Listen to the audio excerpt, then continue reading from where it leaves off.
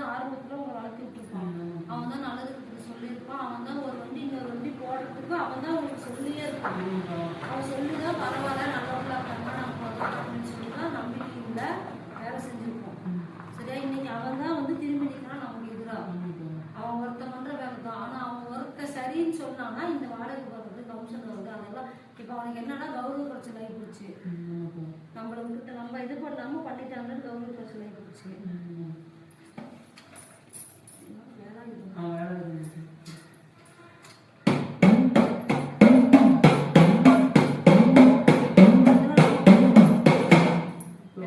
வண்டி எடுத்து 10 வருஷம் இன்னொருத்த பேச கேட்டுக்கிட்டு இவன் அவனுக்கு செய்ய மாட்டேங்கிறான். மற்றவங்க செய்யறவங்களையும் இவன் செய்ய விட மாட்டேங்கிறான். மற்றவங்க செய்யறவங்களையும் மற்றவங்க கொடுக்கறவங்களையும் கொடுக்க விட மாட்டேங்கிறான். இவன் இப்ப வேணும்னு தான் ஆட்டம் கட்டுறான். இன்னும் 3 வாரம். இன்னைக்கு என்ன கிழமை? ஞாயிற்றுக்கிழமை.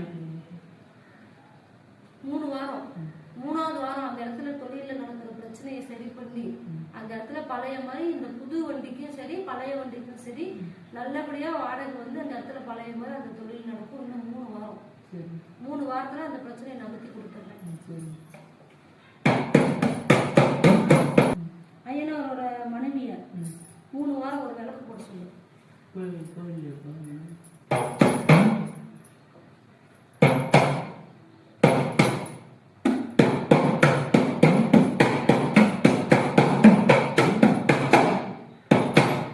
உன் வீட்டுல ஒரு தெய்வ பொருள் தெய்வம் இருக்குதுன்னு சொன்னாங்க இல்லையா?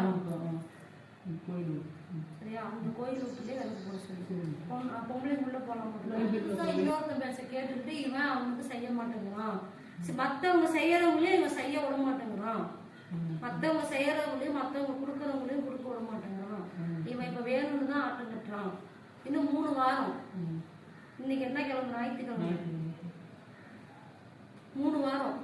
3வது வாரம் அந்த இடத்துல தொழில நடக்கிற பிரச்சனையை சரி பண்ணி அந்த இடத்துல பழைய மாதிரி இந்த புது வண்டிக்கும் சரி பழைய வண்டிக்கும் சரி நல்லபடியா வாடகை வந்து அந்த இடத்துல பழைய மாதிரி அந்த தொழில் நடக்கும். இன்னும் 3 வாரம். 3 வாரத்துல அந்த பிரச்சனையை நகர்த்தி கொடுத்துட்றேன்.